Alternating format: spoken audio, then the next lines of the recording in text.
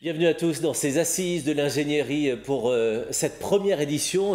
Bonjour, je m'appelle Nicolas Rossignol, je suis journaliste et je suis très heureux de vous accompagner pour cette édition exceptionnelle. D'abord parce que comme n'importe quel journaliste, je suis curieux, mais surtout parce que comme n'importe quel journaliste, je ne connais rien. Et donc je viens m'instruire avec vous, bien sûr, et j'ai même 15 jours pour le faire puisque grâce à l'Agence nationale de la cohésion des territoires, je sais que nous allons pouvoir pendant 15 jours échanger du 28 juin au 9 juillet. À travers cet événement structuré autour de deux plénières, en ouverture et en clôture, vous aurez droit à 6 ateliers pour s'interroger collectivement sur les besoins, bien sûr, des territoires, les ressources mobilisables et les articulations entre elles, et puis les réponses à construire pour répondre aux nouveaux besoins qui s'expriment. Et là, on parle bien sûr d'ingénierie démocratique, d'ingénierie de la coopération, d'ingénierie de la transition pour les territoires, bref, tout ce que vous gérez les unes et les autres au quotidien. Mais avant de lancer la première table ronde des assises, la ministre de la Cohésion des territoires et des relations avec les collectivités, Jacqueline Gourault, a souhaité partager avec vous un message et notamment son attachement pour que ces journées d'échange contribuent à renforcer les capacités d'action en faveur de la cohésion des territoires. Madame la ministre s'adresse à vous et je vous retrouve juste après. Regardez. Mesdames et messieurs, je suis très heureuse d'ouvrir aujourd'hui ces premières assises de l'ingénierie que nous avons souhaité organiser avec l'Agence nationale de cohésion des territoires et qui, je le sais, suscite beaucoup d'engouement et d'intérêt. Je remercie les acteurs partenaires de l'ingénierie réunis au cours de ces journées d'échange, ainsi que tous les participants, élus, techniciens et professionnels qui nous suivaient à distance et que je salue. Pas de zone blanche pour la matière grise. Je commencerai en invoquant cette belle formule du chercheur Jean-Marc Hoffner. Elle dit bien, je crois, l'ambition que collectivement nous partageons. Dans un monde en transition où nos élus doivent faire face à des enjeux de plus en plus grands, où l'action publique gagne en complexité, nous avons besoin, plus que jamais, de faire le pari de l'intelligence collective.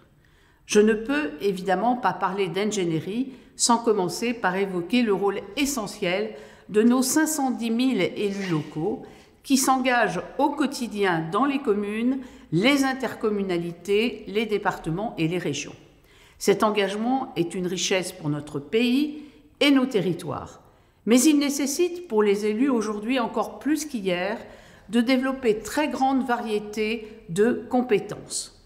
Un maire, par exemple, peut être tour à tour ingénieur des travaux, sociologue, urbaniste, financier ou communicant au gré des projets qu'il porte. Aussi, une de nos priorités depuis 2017 a été d'offrir aux élus un meilleur statut, de meilleure protection, mais aussi des outils efficaces pour qu'ils puissent assurer les responsabilités croissantes auxquelles ils font face, dans les meilleures conditions naturellement. Le 10 juin dernier, l'Assemblée nationale a d'ailleurs adopté à l'unanimité la réforme de la formation des élus que je présentais et qui permettra de rendre effectif le droit à la formation tout au long du mandat. C'est un droit qui est indispensable, mais qui souffrait jusqu'à présent de dysfonctionnements importants. Aux côtés des élus, les services techniques des collectivités sont en première ligne de l'ingénierie. Il importe qu'ils soient suffisamment armés pour, au quotidien, pouvoir impulser et suivre des projets. Sur ce plan, nous le savons, les territoires sont encore trop inégalement dotés, même si la montée en puissance du fait intercommunal ces dernières années a tout de même permis de mettre en partage des compétences. Pour rééquilibrer les capacités d'ingénierie au bénéfice des territoires qui en ont le plus besoin, nous avons engagé une politique d'appui, notamment dans le cadre des programmes Action Cœur de Ville et Petites Villes de demain, avec le cofinancement par l'État de chefs de projet dans les collectivités qui seront les chevilles ouvrières pour mener à bien les projets structurants. Avec également la mise en réseau pour favoriser les échanges de bonnes pratiques entre acteurs, notamment à travers des dispositifs comme le Club PVD ou le Forum des solutions. Mais la technicité des sujets et leur complexité requièrent parfois une expertise spécifique, qu'il s'agisse de concevoir une stratégie de territoire, de mesurer les flux de mobilité, d'engager un remembrement commercial, de trouver le montage approprié pour recycler une friche ou d'animer un atelier participatif avec les habitants. Dans ces domaines variés, les collectivités peuvent avoir besoin d'être soutenues et outillées. C'est ce rôle important que nous avons confié à l'Agence nationale de cohésion des territoires afin qu'elle puisse être la porte d'entrée et le guichet unique pour toutes les collectivités qui expriment un besoin en ingénierie. L'offre de services est simple, c'est le sur-mesure qui permet de mobiliser les expertises adaptées en interne comme en externe. Il s'agit là, je crois, d'une évolution importante de l'action de l'État incarnée par l'Agence nationale de cohésion des territoires depuis sa création au 1er janvier 2020 et portée avec conviction par sa présidente Caroline Cayeux. Une évolution qui contribue à sortir de la logique des appels à projets qui trop souvent défavorisaient les territoires les moins bien dotés. Je laisserai d'ailleurs le directeur général de l'ANCT, Yves Le Breton, et sa directrice générale déléguée Agnès Reiner, que je salue et remercie, pour préciser le modus operandi de l'accompagnement par l'agence. Le panel de solutions est vaste pour pouvoir être adapté le plus finement possible. Je soulignerai simplement un élément qui me semble particulièrement important. Nous avons créé la NCT non seulement pour pouvoir apporter une ingénierie en propre, je pense en particulier aux expertises très fortes de l'agence en matière de revitalisation commerciale et artisanale ou encore d'observation des territoires, mais nous avons aussi et surtout, dois-je le dire, conçu la NCT pour faciliter l'accès pour tous les territoires aux ressources qui existent au sein de l'État, de ses agences, des acteurs publics et privés. Cette ingénierie est riche et diverse, elle fait la renommée de notre pays au plan international, il était essentiel de la mettre au service de nos territoires qui en ont le plus besoin. L'agence, dans ce paysage, a, je crois, pleinement trouvé sa place, non pas en se substituant aux autres, mais bien en faisant le pari de la subsidiarité et en s'appuyant sur la complémentarité des expertises. Je tiens à ce titre à saluer la mobilisation exceptionnelle de l'ensemble des partenaires qui ont su répondre présents pour porter au pot commun de l'ingénierie, si je puis dire, leurs solutions et leurs méthodes. Ils interviendront à l'occasion de ces assises de l'ingénierie et je tenais à chaleureusement les en remercier. Je pense bien sûr à l'ADEME, au CEREMA, à la Banque des Territoires, à l'ANRU et à l'ANA, qui avancent ensemble en ordre de bataille et incarnent pleinement l'État accompagnateur que j'appelle de mes vœux. Mais je pense aussi à tous les partenaires publics et privés, membres du club de l'ingénierie créé par la NCT, qui mettent en commun leurs réflexions et leurs outils. Ce sont les agences d'urbanisme, les entreprises publiques locales, les agences de l'énergie et du climat, les CAUE, l'Agence France Locale, les associations d'information sur le logement, les acteurs du développement local, les agences de développement économique, les ingénieurs territoriaux ou encore les professionnels de l'ingénierie, du conseil et de la prestation intellectuelle. Je tenais à citer l'ensemble de ces acteurs pour leur marquer ma reconnaissance et pour les remercier d'avoir rejoint cette belle mobilisation nationale pour l'ingénierie dans les territoires. Je crois qu'ensemble, par la force de notre collectif, nous portons une nouvelle étape au service de la cohésion de nos territoires. Les contrats de relance et de transition écologique, les CRTE, sont emblématiques de cette évolution. La France entière est concernée par cette démarche contractuelle que le Premier ministre a souhaitée intégratrice et transversale. Les CRTE permettront de mettre en place un accompagnement pluriannuel et interministériel par l'État sous l'égide du préfet de département. Ils ont pour socle les projets de territoire qui sont des exercices prospectifs et opérationnels importants pour lequel nous avons souhaité que l'ANCT et ses partenaires de l'ingénierie apportent un appui. C'est toute l'ambition également du projet de loi 4D relatif à la différenciation, à la décentralisation, à la déconcentration et portant diverses mesures de simplification de l'action publique locale.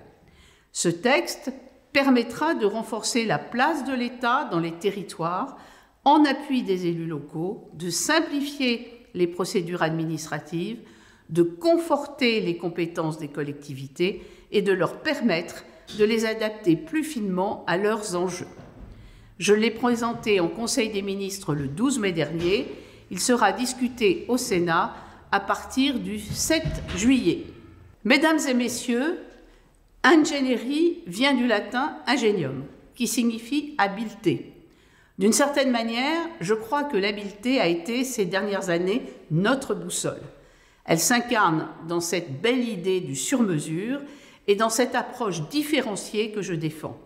Une approche qui adapte les solutions à la grande diversité des territoires et des enjeux auxquels ils sont confrontés.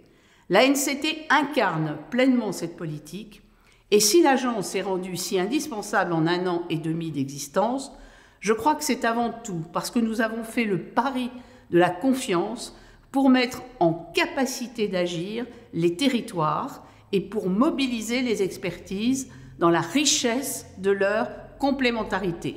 Notre force, j'en suis plus que jamais convaincue, réside dans notre mobilisation collective. Je vous remercie et vous souhaite de très riches rencontres.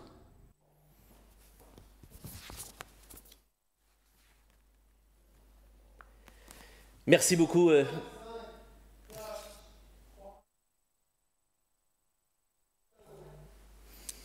Merci beaucoup, Madame la Ministre, d'avoir accordé ce temps pour ouvrir officiellement ces assises organisées par les équipes de la NCT et en particulier les équipes de Caroline Cayeux qui est avec nous. Bonjour, Madame la Présidente. Caroline Cayeux, votre micro doit être branché, j'imagine. Vous êtes la... Oui, il est branché. Eh ben, oui, c'est formidable. Donc nous sommes connectés l'un et l'autre. Merci. Vous m'entendez? On vous entend formidablement bien. Donc merci beaucoup d'être avec nous. Vous êtes la présidente du conseil d'administration de la NCT. Vous êtes également présidente de Ville-de-France.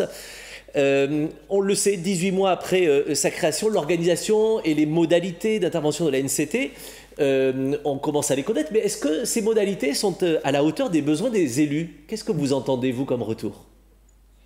Écoutez, je suis allée sur le terrain à la rencontre de nombreux élus dans les périodes qui m'ont été autorisées entre le premier et le deuxième confinement, puis entre le deuxième et le troisième.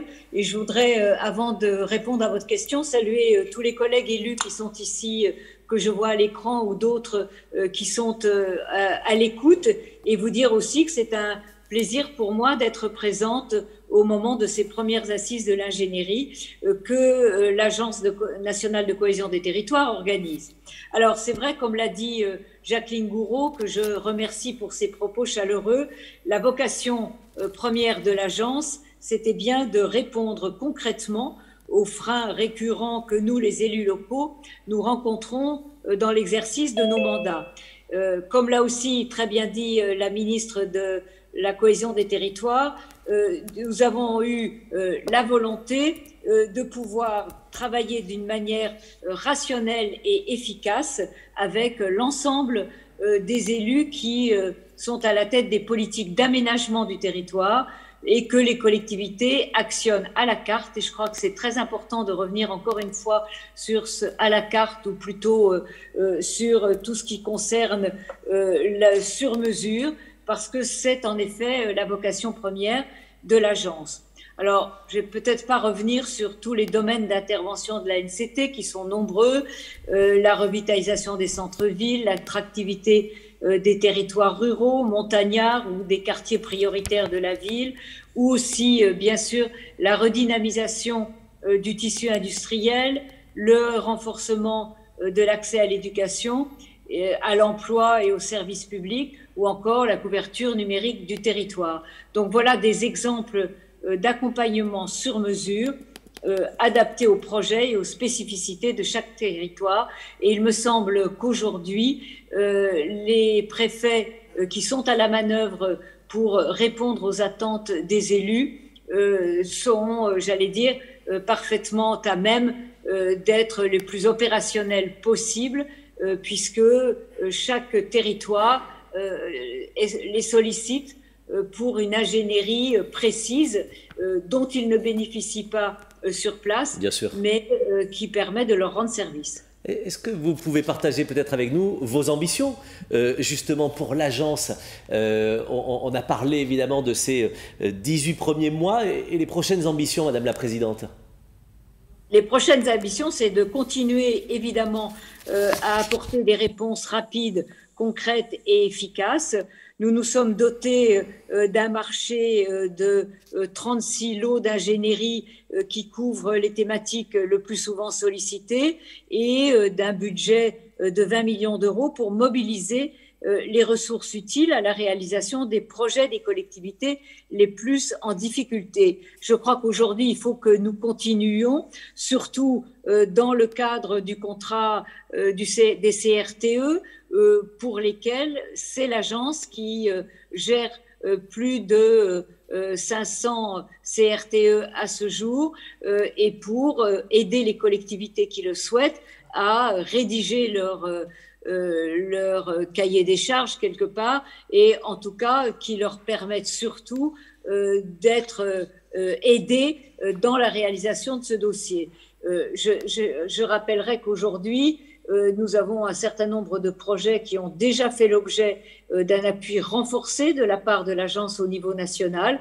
Au-delà des CRTE, c'est près de 600 projets qui sont déjà aidés, mais qui permettent aux collectivités qui nous ont saisis d'avancer chacune à son rythme, chacune selon ses besoins. Donc, je crois que demain et après-demain, la NCT amènera encore une fois la preuve qu'elle est un partenaire incontournable pour les élus locaux, puisqu'elle peut très rapidement intervenir dans les territoires avec beaucoup d'agilité et d'efficacité. Et je crois que ces premières assises de l'ingénierie vont être l'occasion pour les différents participants de découvrir toute l'offre de services de la NCT et toutes les ressources en énergie dont recèlent les territoires. Oui. Donc, vous allez avoir un certain nombre de tables rondes au cours desquelles, évidemment, les différentes associations pourront répondre, celles qui représentent évidemment les élus locaux de tous les territoires, afin évidemment de comprendre leurs besoins et d'entendre leurs difficultés pour accéder à une ingénierie de qualité. Bien sûr. Madame la Présidente, pour terminer, et avant de lancer justement ces tables rondes, on va vivre pendant 15 jours des ateliers passionnants avec tous les élus mobilisés sur tous les territoires et celles et ceux qui vont aussi contribuer à ces ateliers. Quelle est votre ambition pour ces assises? Qu'est-ce que vous aimeriez que l'on se dise à l'issue de ces assises, de ce que nous aurions pu apprendre et construire tous ensemble? Écoutez, je crois que le plus important, c'est d'être d'une part à l'écoute des territoires et aussi de leur rendre ce service et ces aides techniques dont souvent ils ne disposent pas ou dont ils ne disposent plus. Et je pense que grâce à la direction appui opérationnel et stratégique de l'ANCT sous l'égide d'Agnès Reiner, elle va pouvoir répondre à leurs questions. Et puis, il faut aussi, je crois, saluer cette direction et les féliciter pour des résultats obtenus. D'ailleurs, ces résultats ont été reconnus par la délégation aux collectivités territoriales du Sénat qui a été saluée pour son efficacité dans son action. Et moi, c'est mon ambition, c'est d'être le plus réactif, le plus efficace possible pour aider les collectivités sur le terrain. Et surtout, comme a dit Jacqueline Gouraud, non pas pour les aider à répondre à des appels à projets multiples qui prennent beaucoup de temps, qui sont lourds administrativement, mais bien de répondre concrètement aux problèmes qui se posent à elles et de les aider à trouver la meilleure des solutions pour leur territoire. Et je pense que c'est ça l'objectif de la NCT, du sur-mesure pour répondre à une demande d'un territoire et être le plus efficace possible dans la réponse que nous y apportons. Merci beaucoup, Madame la Présidente, de nous offrir ce mot d'introduction. On se retrouvera à la fin de cette première plénière, juste avant 16 heures, pour avoir déjà un premier échange avec vous, une première conclusion de cette plénière. Mais on rappelle qu'on est en ouverture donc, de tous les ateliers qui nous attendent pendant les 15 prochains jours. Et à votre place, Caroline Cailleux, je vais accueillir d'autres élus et d'autres représentants, également des différentes associations, organisations qui ont accepté votre invitation pour ces assises. Je voudrais d'abord que l'on se connecte avec le maire d'Autun, c'est Vincent Chauvet, il est membre du bureau de la PVF. Bonjour Vincent. Bonjour. Merci beaucoup d'être avec nous. On va aller dans cette première séquence, voir avec vous, comme avec et les élus que vous représentez, mais aussi avec d'autres intervenants, voir comment aujourd'hui, vous, élus, vous mobilisez l'ingénierie nécessaire à la concrétisation de vos projets. Alors, on sait que les choses sont complexes, et notamment sous l'effet des évolutions du paysage institutionnel, la fin progressive de l'ingénierie publique concurrentielle depuis une dizaine d'années. On sait que certaines collectivités peinent à mobiliser l'ingénierie dont elles ont besoin pour faire émerger leurs projets. Première question pour vous, en tant qu'élu de petites communes, quelles sont les ressources que vous utilisez pour concevoir et mettre en œuvre concrètement vos projets? Merci tout d'abord de l'invitation. Élu de petites villes, l'association des petites villes de France regroupe des villes et cet échelon intermédiaire finalement entre les grandes métropoles, villes de France et puis les villes rurales. Et souvent des villes qui maillent un territoire assez vaste, composé de villages et de petites communes. Et c'est vrai que les petites villes ont ce paradoxe, le paradoxe suivant, qui est que souvent elles ont perdu ou elles sont en stagnation démographique, où elles ont perdu un peu de population, qu'elles n'ont pas les mêmes moyens financiers qu'elles ont eu par le passé, même si la baisse des dotations s'est arrêtée. Et pourtant qu'elles ont souvent à mobiliser de l'ingénierie pour des investissements et notamment un besoin parfois criant d'investissement dans certains domaines. Et donc, la crise que nous traversons et les défis écologiques, sociaux, sanitaires obligeaient, et ça a été fait, je salue le discours de Jacqueline Gouraud, obligeait à remettre finalement les petites villes au centre de l'action territoriale, oui, pour leur permettre de rattraper ce retard. Alors, les petites villes ont en termes d'ingénierie, trois grandes préoccupations, si on veut. Trouver cette ingénierie, la capter et l'articuler au service d'un projet de territoire. Cela se décline finalement en trois phases. D'abord, se mettre en mode projet. Ce n'est pas toujours facile quand on a une administration et une petite administration. Bien sûr. Répondre à des défis transversaux. C'est la logique des CRTE, des contrats de relance et de transition écologique, qui sont portés au niveau national par le préfet Guton, ancien préfet de Saône-et-Loire, qui connaît parfaitement le sujet. Et ces CRTE ont été salués par la PVF. Ils doivent permettre, ces CRTE, de sortir de la logique de l'appel à projet qui pouvait justement discriminer ou pénaliser certaines petites villes qui n'arrivaient pas à y répondre, tout en passant à une logique de projet et plus une logique sectorielle. Oui.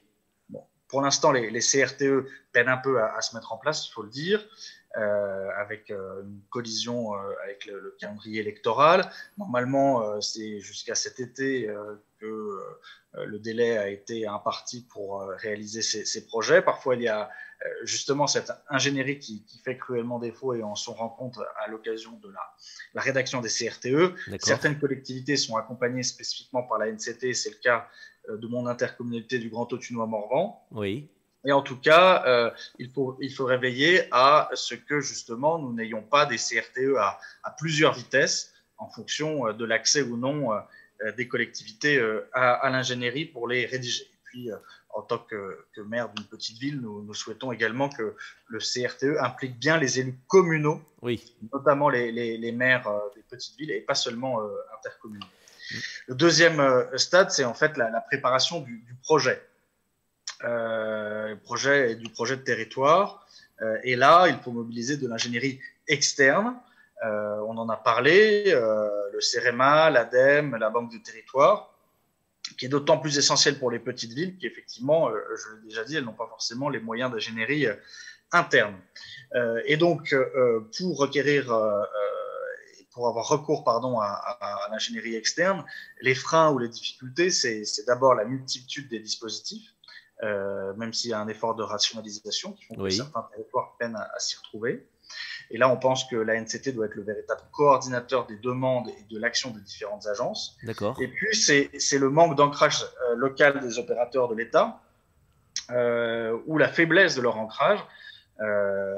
Et on pense, et c'est pas seulement parce qu'il y a une antenne du CEREMA à Autun, mais l'APVF dans son ensemble pense qu'il faut renforcer l'ancrage local de l'ADEME, du CEREMA, mais aussi de l'ANCT, puisqu'on a proposé dans le cadre du projet de loi 4D qu'il y ait des délégués départementaux de l'ANCT distincts des préfets. Vincent Chauvet, pour aller un peu plus loin, et pardon pour rester dans la conversation tous les deux, et avant d'interviewer d'autres intervenants qui sont à vos côtés, est-ce que vous considérez, vous par exemple, que le lancement du programme PVD, c'est les petites villes de demain, représente pour les communes concernées une opportunité justement pour les aider à mobiliser de l'ingénierie ?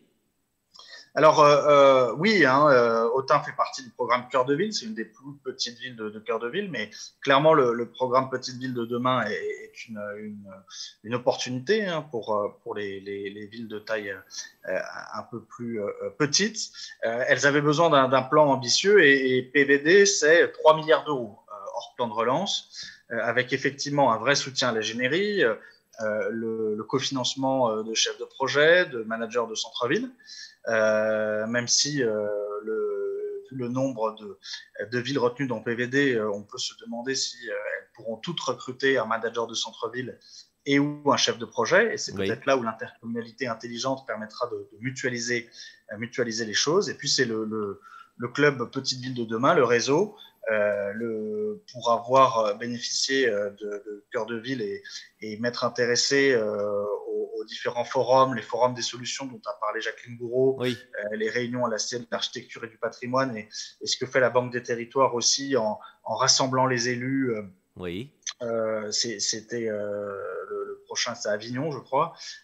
C'est vraiment extrêmement intéressant pour faire ce partage de bonnes pratiques parce que finalement, un maire d'une petite ville n'a pas forcément dans son entourage immédiat des comparables et a besoin de cet échange d'expérience qui est probablement un des points les plus positifs du programme Action Cœur de Ville et qui doit être aussi un point positif de PVD. Et justement, justement parce que Jérôme Baloge est à vos côtés, il est maire de Niort, il est secrétaire de Ville-de-France, on va le retrouver tout de suite et puis on reviendra vers vous bien sûr. Jérôme Baloge, bonjour. Bonjour. Merci d'être avec nous, monsieur le maire de Niort, secrétaire de Ville-de-France.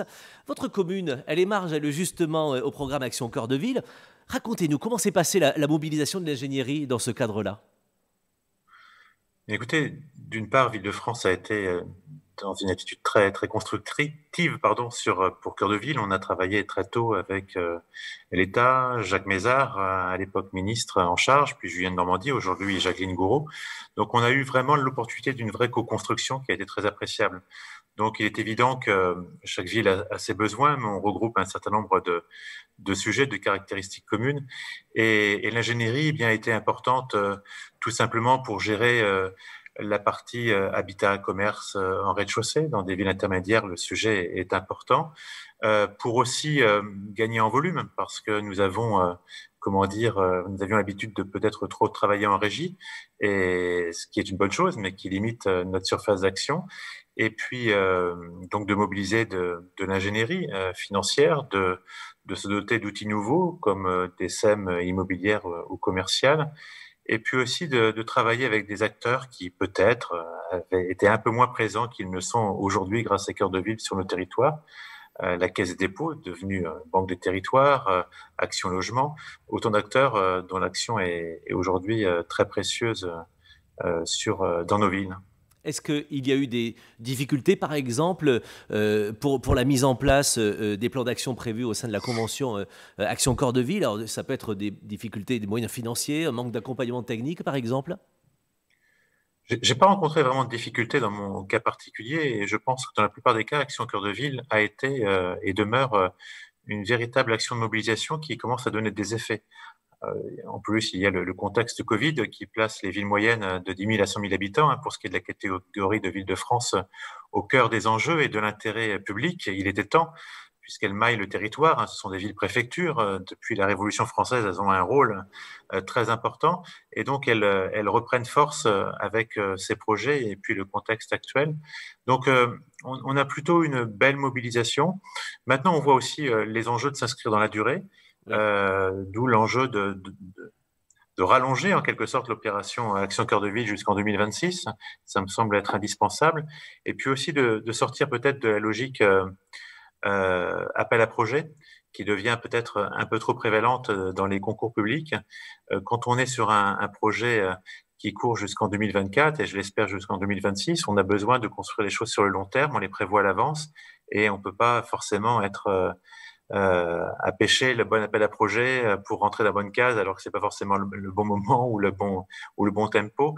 On a besoin de lisibilité et donc ce qui a été mis en place comme accompagnement financier autour de la DSIL est beaucoup plus appréciable pour des élus comme nous et dans les projets cœur de ville que tout autre appel à manifestation. Et ce que fait justement la Banque des Territoires, par exemple, à vos côtés, est-ce que c'est une réponse qui est assez pertinente pour répondre au manque de moyens techniques de certaines collectivités, ou est-ce que, selon vous, il faudra aller plus loin? Je vous pose la question et je la poserai d'ailleurs peut-être après à Éric Verlat qui est aussi avec nous.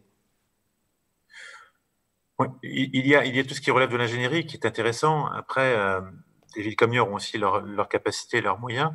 Ce qui est intéressant, c'était la capacité des acteurs d'aller un peu plus loin qu'encore que l'ingénierie, de s'engager.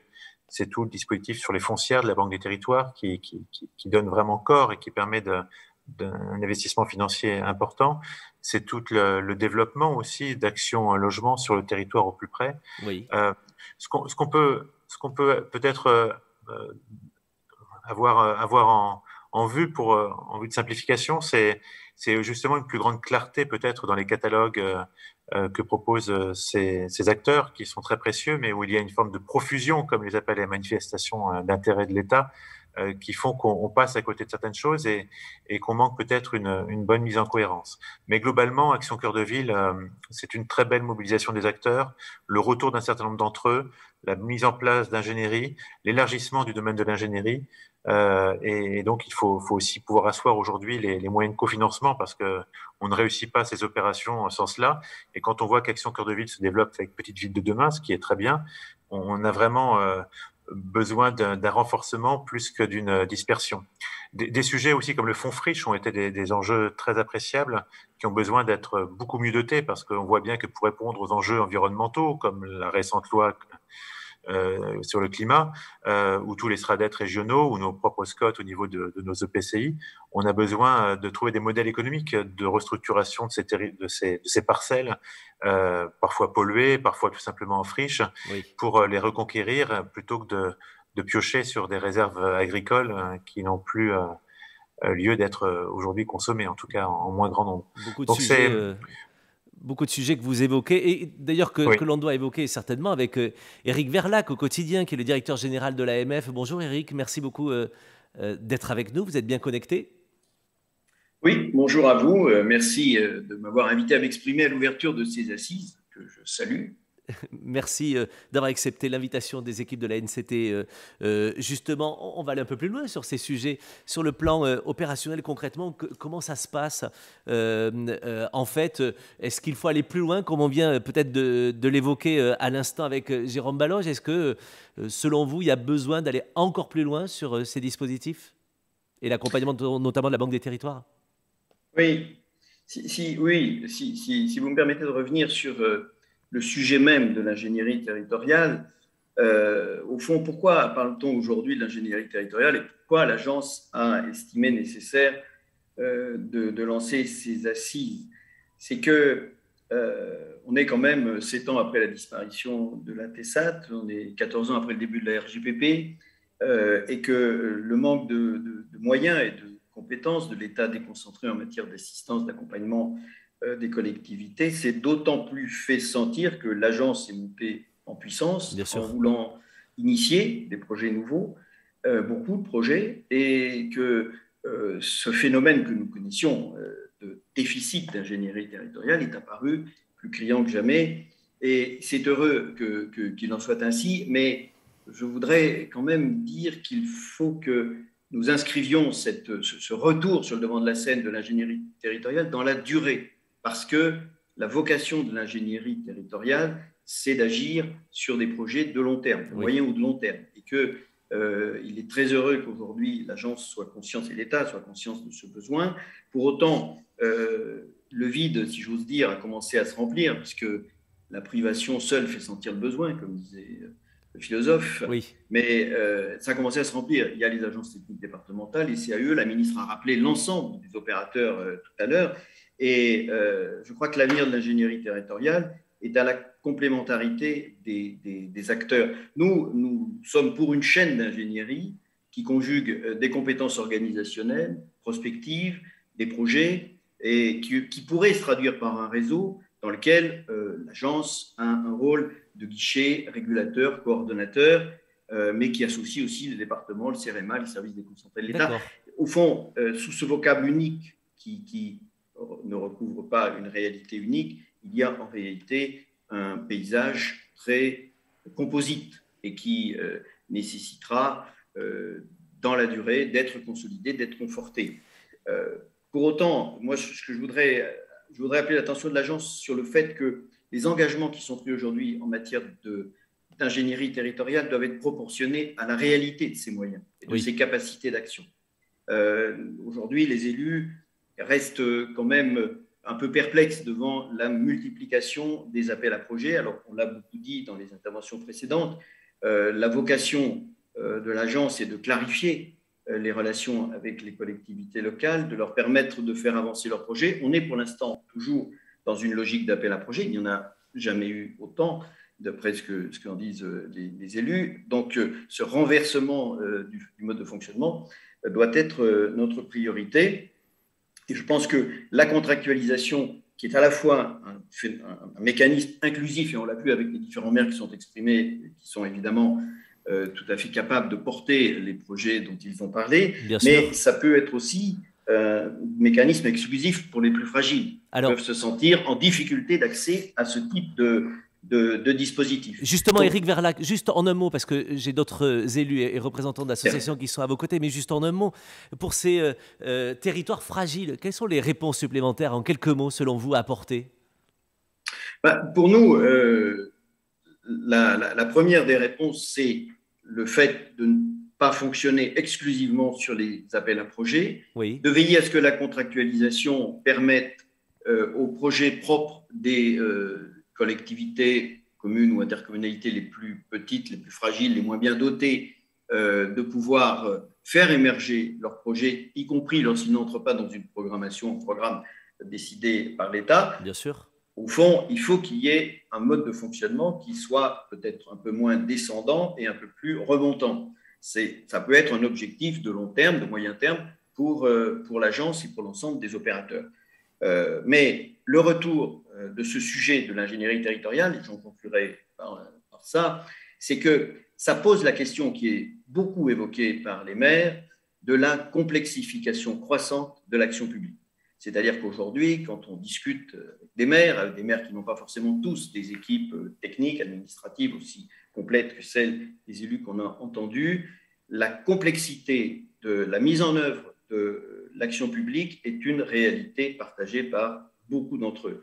Et il me semble que l'agence a un rôle à jouer dans cette difficulté, mais pas que l'agence, le législateur, les organisations professionnelles, les fédérations sportives, tous ceux qui créent de la norme, créent de la difficulté à mener simplement des projets qui ne sont pas toujours d'une très grande complexité eux-mêmes, constituent un sujet de réflexion pour l'ensemble des élus pour la suite des événements. Et on le voit, ce n'est pas inhérent à l'agence, comme vous le dites, même si l'agence en est consciente et justement travaille là-dessus. Ce sera l'occasion dans les ateliers pendant les 15 jours à venir, parfois d'aborder ces sujets-là.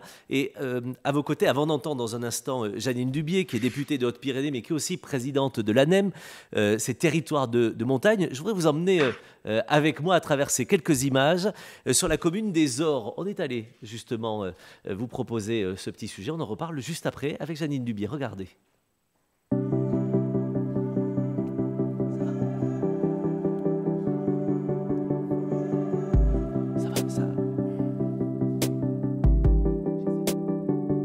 sommes une station de ski, bien sûr, mais aussi une station très développée sur les activités d'été. Les Ors constituent le pilote de la station de demain et travaillent sur 2 projets, l'un pour le développement des sports et loisirs de montagne complémentaires au ski, toute saison, et l'autre dans le domaine environnemental sur l'exemplarité énergétique des stations. SEM à Semelor, la société d'économie mixte locale des Ors, qui porte ce projet. Nous avons un projet très innovant, très structurant, pour lequel nous n'avons pas, en matière d'ingénierie financière, de structuration juridique, mais aussi de recherche des aides adaptées, de cabinets qui pouvaient nous aider dans ce domaine au niveau local. C'est pour cela que nous avons pris contact avec la NCT, qui a mis à disposition très rapidement un cabinet d'audience nationale qui nous aide effectivement à structurer, à prendre contact avec les partenaires et aller de l'avant pour identifier la bonne structuration et les bonnes aides relatives à ce projet. Et donc ce cabinet correspond parfaitement à nos attentes. Nous avons choisi d'accompagner le projet de station expérientielle de la commune des Ors. D'abord parce que ce projet-là est un projet structurant potentiellement pour le territoire. Et cette notion de projet structurant rentre bien dans le cadre des projets qui doivent être accompagnés par la NCT. Ça s'est conclu par la tenue de ce qu'on appelle ici un guichet conseil, qui est en fait un guichet unique qui réunit l'ensemble des services de l'État, qui permet donc aux porteurs de projets d'expliquer où ils en sont dans leur projet. Donc ça permet effectivement de faire le point des enjeux, des procédures à mettre en œuvre, là où ils en sont des procédures, et effectivement donc de conseiller en tant que service de l'État sur le déroulement de ces procédures ou celles qui sont à mettre en œuvre. La réunion organisée par Thierry Chapelle, directeur départemental des territoires, avec l'ensemble de ses services, a permis, avec les services de la commune et de la station, d'envisager l'ensemble des problématiques liées à la mise en place de ce projet, que ce soit au niveau de l'urbanisme, de défrichement éventuel, des aspects environnementaux. Et ensuite, nous avons eu des réunions avec la participation de la NCT et du cabinet qui se déroulent avec de la méthode, de la bonne analyse, une vision matricielle des différentes activités, process et objets de ce projet qui est très efficace. Ça a été fluide, rapide en termes de remontée du besoin, de définition du besoin et puis de prise de décision. La méthode qui est mise en place ici pour aider les porteurs de projets avec l'Agence nationale de la cohésion des territoires peut nous permettre ici aux Ors de continuer à développer des projets notamment dans le domaine de l'immobilier de loisirs ou de la compétence mobilité avec les éléments liés aux ascenseurs valléens sur lesquels nous travaillons et d'une manière plus générale pour l'ensemble des stations françaises de la NCT et la bonne structure pour mettre en œuvre cette ingénierie.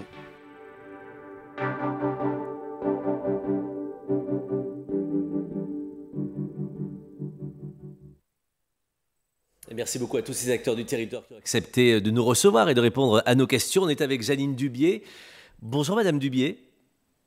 Bonjour. Vous êtes députée de Haute-Pyrénées, vous êtes présidente de l'ANEM qui représente justement ces territoires de montagne. Les problématiques dont on parle aujourd'hui finalement sont les mêmes que celles que vous rencontrez vous dans les territoires de montagne ? Oui, bien sûr. Et puis le petit reportage que l'on vient de voir, eh bien, il parle de lui-même. À savoir le sujet de ces territoires de montagne qui sont amenés aujourd'hui à diversifier leur activité. Et la crise Covid a bien montré combien c'était nécessaire de ne pas être sur simplement que l'activité neige, mais la nécessité de trouver de l'activité de saison, 4 saisons, 3 saisons, peu importe. Oui. En tout cas, essayer d'aller vers un tourisme durable. Et donc, vous parlez, depuis tout à l'heure, on parle beaucoup d'ingénierie. Moi, je pense qu'il faut aussi il y a 3 niveaux d'ingénierie. Il y a l'ingénierie stratégique, c'est celle qui va permettre sur un territoire en fait de définir le projet de développement du territoire. Et là, on a besoin de compétences extrêmement pointues pour arriver à faire travailler de façon holistique et globale, donc l'ensemble des acteurs concernés, que ce soit les élus, oui, les socioprofessionnels, les acteurs économiques. Voilà, on a un vrai sujet là-dessus.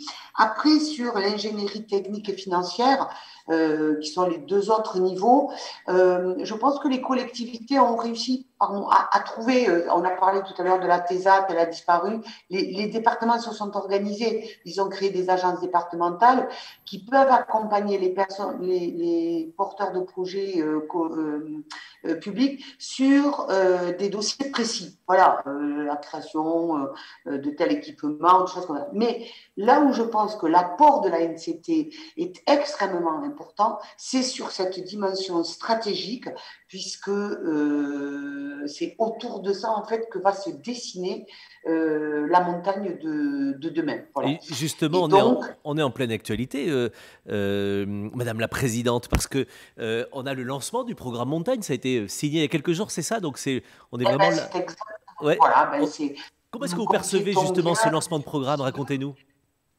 Voilà, et donc je pense que tout ça a bien été entendu à la fois par le Premier ministre, mais aussi l'ensemble des services, des ministères, hein, le ministère du Tourisme, le ministère de la Ruralité, la NCT, et donc a été lancé à Bourg-Saint-Maurice il y a 3 semaines environ le plan Avenir Montagne par le Premier ministre, qui a un volet investissement, mais il y a aussi un volet ingénierie doté de 31 millions d'euros. Et ce volet ingénierie, en fait, va permettre de retenir 60 territoires de projet au niveau des 5 massifs. Enfin, 5 massifs de la métropole, mais on a aussi des massifs sur les territoires d'outre-mer. Oui. Et donc, il y en aura 30 pour 2020, 30 pour 2021, avec la possibilité donc d'un financement d'un chef de projet, probablement à l'échelle d'un contrat de relance de transition écologique ou d'un PETR. Bon, voilà, enfin, en tout cas, ça devra prendre une dimension valléenne et intercommunale. Il sera financé à 75% par l'État et le reste étant à la charge de la collectivité. Puis après viendra, sur ces 31 millions d'euros, il y a également des appels à manifestation d'intérêt pour l'immobilier de tourisme et pour la mobilité. Et c'est là aussi que le chef de projet pourra peut-être accompagner ces territoires à pouvoir candidater sur ces appels à manifestation d'intérêt. Parce que l'idée, c'est quoi? souvent, C'est trouver des ressources d'assistance technique opérationnelle supplémentaires, enfin, en tout cas, celles dont ils ont besoin sur les territoires de montagne?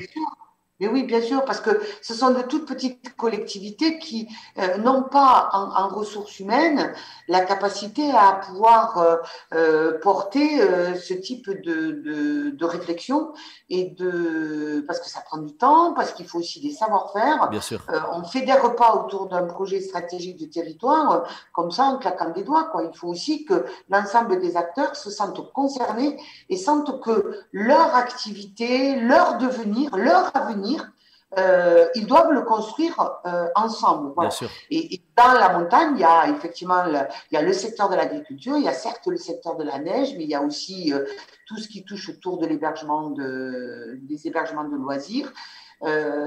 Du commerce et de l'artisanat, des services publics, parce que ça aussi, c'est important aussi si on Évidemment. veut que notre... Voilà. Donc, je pense à la santé, je pense à l'éducation, aux écoles. Voilà. Tout ça, ça doit être travaillé de façon globale et concerté. Et on l'entend évidemment avec beaucoup d'espoir pour vous accompagner sur ces sujets. D'ailleurs, c'est peut-être le même espoir qu'a Driss Etazaoui qui est à vos côtés. Bonjour Driss Etazaoui. Vous êtes connecté avec nous peut-être? Oui, bonjour Nicolas, merci. Bonjour. Et merci à NCT et à la présidente pour cette aimable invitation. Merci, je crois qu'il nous manque votre caméra, Driss, si vous voulez bien la brancher pour être avec nous. Oui, vous voilà, avez raison. Parfait. Voilà, c'est bon, vous voyez parfait, vous êtes conseiller municipal d'Évreux, vous êtes le vice-président de l'agglomération Évreux-Porte de Normandie en charge de la politique de la ville, vous êtes vice-président de Ville et banlieue. En fait, on a trop tendance, mais ça c'est nous, hein, les journalistes, à opposer les territoires, etc. Mais finalement, vous connaissez, et notamment dans les communes aux aires urbaines, connaissent exactement les mêmes problématiques que les petites communes rurales, que les territoires de montagne notamment, avec la même difficulté d'accès à l'ingénierie pour ces territoires aussi? Oui, Nicolas, vous avez raison. Un mot d'abord sur l'association des maires villes et banlieues, même si je pense que l'ensemble des personnes qui sont connectées connaissent un peu notre association. C'est 1500 quartiers prioritaires de France, approximativement 5,5 millions de concitoyens qui y sont domiciliés. Et notre association Ville et banlieues travaille à promouvoir ces territoires et en faire des territoires gagnants de la République. Oui. Pour répondre précisément à la question qui est la vôtre, effectivement, nous avons à cœur, au sein de l'Association des maires villes et banlieues, de veiller à ce que le territoire ne soit pas opposé, à ce qu'on n'oppose pas la ruralité à l'urbain. Bien sûr. On n'oppose pas les montagnes aux métropoles, etc., parce que nous rencontrons et les uns et les autres, nous autres élus locaux, en prise avec la réalité, en prise avec le quotidien, tel qu'il est vécu par nos concitoyens, et bien les mêmes difficultés, pour un certain nombre en tout cas. Désertification médicale, désertification des services publics, appauvrissement des cœurs de ville. Voilà, nous rencontrons les mêmes constats que tout le monde, en effet. Ce ne sont pas toujours les mêmes. Exactement. Les solutions que nous apportons ne sont pas toujours les mêmes. Et effectivement, la NCT est à nos côtés, avec les spécificités, la singularité que représentent nos territoires, qui n'est pas toujours effectivement la même singularité, qui ne présente pas en tout cas les mêmes spécificités que, par exemple, les territoires de montagne ou que la ruralité. Et la NCT, à ce titre, je pense que là, c'est indéniable, et l'ensemble des élus locaux, en particulier des villes et banlieues, me rejoindront sur le sujet, puisque j'ai eu l'occasion de discuter avec eux pour préparer cette réunion, et on est tous assez d'accord pour vous dire que l'offre de services aujourd'hui, telle qu'elle est proposée, après 18 mois ou un peu moins d'existence de la NCT, eh bien, commence à résonner dans l'esprit des élus locaux et pour le coup, à trouver un écho aussi sur nos territoires respectifs. C'est une offre riche, c'est une offre dense, c'est un outil d'aide à la décision. Alors, toutefois, avec un certain nombre de limites dont on pourra parler dès lors que vous me redonnerez la parole, en tout cas des limites, ou plutôt des marges de progression, je vais l'exprimer ainsi, puisqu'on a tous vocation, nous autres élus locaux en premier, mais les agences également, que ce soit la NCT, que ce soit l'ONRU, que ce soit l'Agence nationale pour le sport et d'autres agences encore, nous avons aussi vocation et à cœur de nous améliorer de manière à rendre le service le plus optimum à nos populations, même si elles sont différentes, elles sont aussi en demande. Et j'aurais deux questions à vous poser en effet tout à l'heure. Merci beaucoup d'y répondre. Et puis merci à vous qui nous regardez de participer sur le chat aussi aux échanges. N'hésitez pas à poser vos questions, à interpeller. Je serai aussi votre complice pour poser vos questions ici à l'antenne. Je voudrais, dans une deuxième séquence, et merci d'ores et déjà aux élus et représentants des associations qui sont avec nous depuis le début. Merci d'avoir contribué à cette première séquence. Sur la deuxième, j'aimerais voir comment finalement les collectivités territoriales qui ont structuré de nouvelles capacités d'ingénierie occupent le terrain quitté par l'État. Ces nouvelles ressources, est-ce qu'elles couvrent finalement l'ensemble des besoins? On va en parler tout de suite avec Philippe Herscu qui est avec nous, qui est le directeur délégué de l'ADF. Bonjour Philippe. Bonjour à tous. Merci beaucoup d'être avec nous. Alors, vous suivez nos échanges et on a beaucoup de questions, mais peut-être très rapidement, des questions-réponses avec vous assez rapides. Mais quels sont les enjeux pour vous de l'ingénierie pour les départements et pourquoi investissent-ils dans ces domaines d'abord? Alors, il y a d'abord un enjeu qui est central, c'est que l'ingénierie conditionne l'investissement public, c'est-à-dire que pour passer commande, il faut déjà avoir des compétences pour mobiliser, pour lancer un appel d'offres, etc., pour bien définir ce qu'il faut, pour monter un plan de financement. Donc, il y a une clé essentielle en matière de solidarité territoriale et d'aménagement du territoire. Or, il y a quelque temps déjà un rapport du Sénat dès 2000 montrait qu'il y avait environ 30 000 collectivités locales. Pardonnez-moi, on va demander à Mme Cailleux de couper son micro, si vous voulez bien, juste pour vous garder vous à l'écran. Je vous laisse continuer. Pardon, Caroline Cailleux, si vous voulez bien juste couper votre micro et on continue avec vous. Pardon. Ah, est-ce que Philippe, vous êtes toujours avec nous? Allez. Oui, vous m'entendez? Allez-y, je vous en prie. Oui, donc il y a un enjeu de solidarité territoriale et d'aménagement du territoire parce que sans ingénierie, on ne peut pas investir dans les territoires, voilà, durablement. Or, il y a tout un patrimoine à entretenir, des routes, des bâtiments, des équipements, des logements à construire, etc. Donc, un très fort enjeu. Or, les départements ont été ciblés par les différents textes de loi comme étant, alors ils ont le chef de filat de la solidarité territoriale et puis la loi NOTRe leur a confié également des missions particulières en matière d'ingénierie puisqu'ils doivent contribuer à apporter des réponses sur le terrain. Je dois dire que ce rôle juridique défini par la loi plutôt complète une réalité ancienne. D'abord, les départements financent depuis très longtemps les projets locaux. Bien sûr. Et ils apportent là une aide qui est déterminante. Ils apportent plus d'1,5 milliard au bloc local. Et évidemment, quand on finance les projets locaux, en amont, les services techniques des départements déjà apportent de l'ingénierie, discutent avec les collectivités. Oui, parce qu'on le voit et vous en parlez, on a évoqué les uns et les autres déjà auparavant, finalement, les différentes formes d'ingénierie sur les territoires, mais peut-être un mot sur les points forts et peut-être les difficultés de ces agences techniques départementales. Alors, déjà, j'ai besoin de vous dire d'abord qu'il y a environ plus de 60, je crois qu'il y en a 64 aujourd'hui, agences départementales. D'accord. Alors, c'est une forme d'ingénierie qui complète deux autres. La première réponse des départements pour répondre aux besoins, c'est d'abord la réponse en régie, via les services. Oui. Il y a ensuite la mise en coordination et en réseau de l'ingénierie déjà présente dans les territoires, avec des partenaires plus ou moins proches. Et puis, il y a la création des agences techniques, qui sont des outils mutualisés avec le bloc local. Il y en a 64.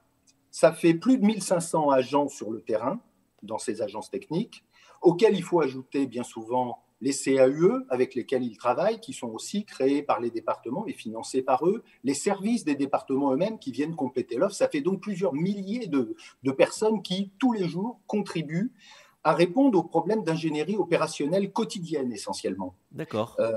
Donc l'entretien du patrimoine, des routes, des bâtiments, etc., mais également des actions de formation, de conseil, en montage financier. Ça, ce sont tous les points forts et j'imagine que les élus qui sont avec nous les connaissent en effet sur le territoire. Il y a des difficultés, selon vous, à mettre en avant? Alors, il y a d'autres points forts, si vous me permettez. En quelques mots, s'il vous plaît, oui.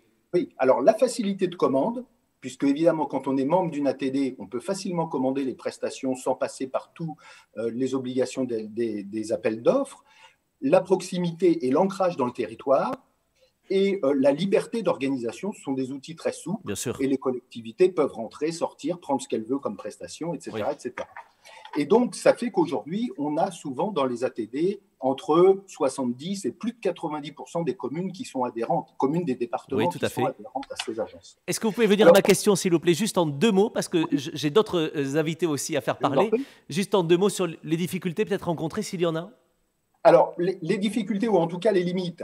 D'abord, il y a les moyens financiers des départements qui ne sont pas infinis, puisque les départements ont perdu leur autonomie financière et que par ailleurs, ils ne reçoivent pas de financement particulier pour financer cette ingénierie, ni pour financer le bloc local d'ailleurs. Donc évidemment, quand les finances départementales se contractent, on a moins de moyens à donner sur le terrain pour les projets locaux, pour les financer, pour les accompagner, malheureusement.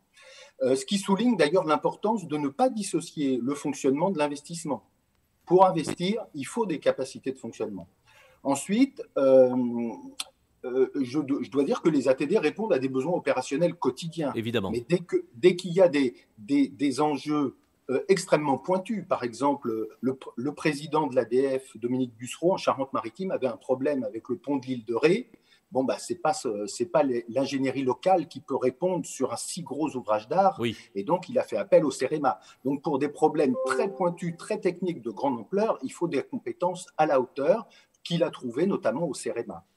Alors, on a souligné l'excès de normes et l'instabilité. Et je vous laisse terminer là-dessus, si vous voulez bien. Et puis également, je dirais que la coordination des acteurs dépend aussi de la volonté de travailler ensemble sur le terrain. Bien sûr. Donc il peut y avoir de l'hétérogénéité. Voilà. On parle souvent des nouveaux contrats de relance et de transition, vous les avez cités les uns et les autres, les fameux CRTE. Comment percevez-vous le rôle de l'ANCT dans la préparation et la mise en œuvre de tous ces contrats? On en parle dans un instant, juste après avoir découvert cette vidéo ensemble sur l'accompagnement d'un CRTE. On est sur le terrain, on est à Uzerche. Regardez, on en parle juste après.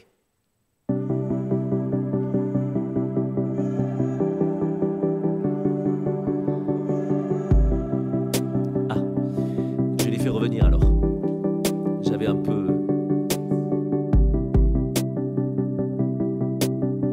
Notre territoire est au cœur de la Corrèze, en Nouvelle-Aquitaine, 43 communes, territoire très vaste. Donc le PETR, le pôle d'équilibre territorial rural, est composé de 3 communautés de communes, le pays d'Uzerche, le pays du Bersac-Montpadour, Vézère, Monédière, Mille Sources. C'est un territoire qui présente des vulnérabilités qui sont liées à la démographie, qui sont liées à son attractivité, des difficultés de mobilité. Mais pour autant, c'est un territoire qui présente de nombreux atouts. Et les élus, partageant ce constat, partageant cette volonté de développement, ont souhaité s'engager dans la définition de ce contrat de relance et de transition écologique. Et vu que notre PETR est un jeune PETR, créé en 2017, et n'ayant qu'une seule collègue, nous pensions que ce serait très difficile de remplir notre mission. C'est pour ça que nous avons fait appel à l'ANCT. De plus, je pense qu'un œil extérieur sur le territoire peut rendre des axes stratégiques meilleurs.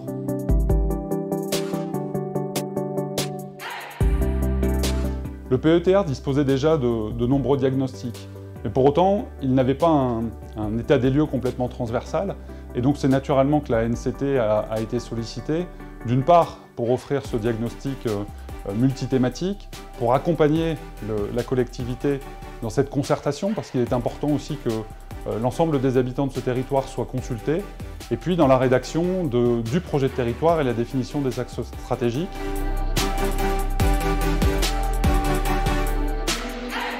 Une fois que la NCT nous a désigné 2 cabinets, EY pour la relation avec les élus, moi-même, les maires de certaines communes, les parlementaires, sénateurs, députés. Le grand public de son côté a été à la rencontre des personnes du territoire et surtout des personnes qui n'ont pas l'habitude d'être contactées. Il y a eu des ateliers d'enrichissement pour définir certains axes. Donc il y a eu un travail très synchronisé entre les 2 cabinets pour pouvoir rédiger le rendu écrit.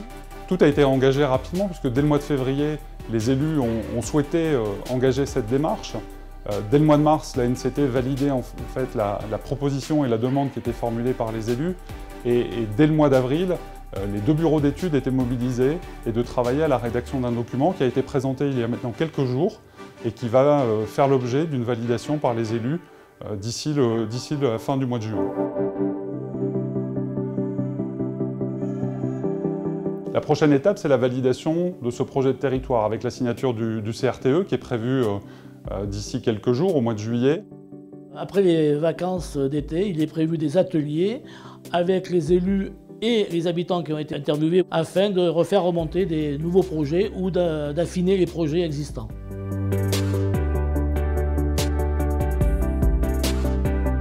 Les perspectives, ça va être bien évidemment la mise en œuvre de ces axes stratégiques qui ont été définis par les élus. Et si on veut vraiment transformer le territoire et répondre à ces attentes, c'est donc dans les semaines, dans les mois, dans les années à venir que les choses vont être engagées avec les élus pour pouvoir traduire dans les faits l'ensemble de ces volontés qui ont été portées dans le cadre du contrat de relance et de transition écologique.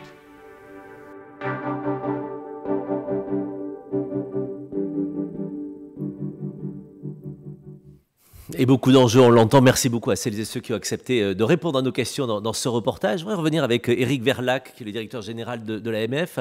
Éric, j'ai une question qui vient sur le chat, mais on nous demande finalement quelle est la place des communes dans ce paysage institutionnel. En fait, quelle est la bonne échelle pour intervenir sur le territoire quand on est une commune ou une intercommunalité? Qu'est-ce que vous répondez, vous, Éric Verlac? Moi, je réponds assez facilement que la commune reste l'échelon privilégié pour faire émerger les projets de territoire au plus près des habitants et que ceci, évidemment, se fait dans le cadre de leur intercommunalité, chaque fois que l'intercommunalité a la capacité elle-même de porter ses projets. On a vu tout à l'heure le PETR d'Uzerche, il se trouve que je suis corrézien, je connais bien cette région. Il est certain que la commune d'Uzerche a besoin de ses partenaires PETR ou bien, communauté de communes. Donc, le bon échelon, c'est la prise en compte du besoin des communes. Après, la manière de coopérer, elle peut être très diverse et il faut qu'elle soit très diverse. Oui. Il y a bien entendu l'intercommunalité qui est l'échelon le plus adapté, mais certaines intercommunalités ne sont pas elles-mêmes d'une taille suffisante. Il y a après les départements et puis il y a effectivement les services de l'État, DDT et ANCT lorsqu'elle intervient. Donc, je pense que la place de la commune, c'est d'abord le fait de ne pas oublier qu'il y a des projets communaux. Moi, je me réjouis que dans le cadre des CRTE, la revendication que nous avions dès la sortie de ce dispositif, enfin, dès la création de ce dispositif, que les projets des communes puissent être intégrés, l'ont été en réalité par les intercommunalités elles-mêmes. Les présidents des intercommunalités sont allés chercher les projets des communes. Ils l'ont fait de même, même si au départ, le concept n'était pas tout à fait celui-là. Oui. Et aujourd'hui, chacun, comme sur la date d'ailleurs du 15 juin, qui était beaucoup trop courte, chacun s'est rapproché des positions qu'on avait exprimées. Donc, la place de la commune, c'est l'émergence du projet de proximité par excellence avec un panel de coopération possible à tous les échelons. Il y a une question qui se pose beaucoup et je vais la poser d'ailleurs à Frédéric Le Turc qui est avec nous. Monsieur le maire d'Arras, président de la communauté urbaine d'Arras et représentant ici de France Urbaine. Bonjour Frédéric Le Turc. Bonjour à vous, est-ce que vous m'entendez? Oui, je voulais juste brancher peut-être votre vidéo pour mieux vous voir. Voilà. Comme ça on est ensemble. Merci de nous accueillir chez vous, monsieur le maire. Est-ce que vous diriez, vous d'ailleurs, que les grandes collectivités sont privilégiées, on l'entend parfois, cette réaction, et quelles sont leurs capacités, leurs moyens d'action à ces grandes collectivités? Ici, je représente donc France Urbaine, et c'est vrai que je suis président d'une communauté urbaine moyenne, et président des maires du département du Pas-de-Calais. Et donc, j'ai la chance d'avoir une vision assez globale. Et je peux vous dire que même si la ville d'Arras est adhérente de France Urbaine et même si la communauté urbaine fait partie en fait, de ces grandes intercommunalités, je dirais que comme je l'ai déjà dit au conseil d'administration de l'ANCT, je pense qu'on a plein de raisons d'essayer de placer l'ANCT au service de l'aménagement du territoire, de tous les territoires, et de faire que finalement l'équilibre qu'une grande intercommunalité peut essayer d'organiser dans son territoire ne soit pas en fait considéré comme étant son affaire, et que l'ANCT, qui a cette capacité justement à avoir une distance par rapport à la vie de tous les territoires et à travailler vraiment sur une approche globale, en fait, puisse réellement jouer son rôle à nos côtés. Contrairement à ce qu'on peut penser, tous les territoires ne sont pas riches en ingénierie, même les grandes intercommunalités. D'accord. Et que, en fait, on a plein de raisons, comme d'autres, de faire appel au département, de faire appel à une région, et d'essayer de construire, en quelque sorte, des projets stratégiques, de nous saisir de tous ces appels à projets dont on parlait tout à l'heure, qui sont un changement de donne par rapport à la manière dont l'État essaie d'être en relation avec les territoires, avec les communes, et qui n'est pas toujours aisé, en fait.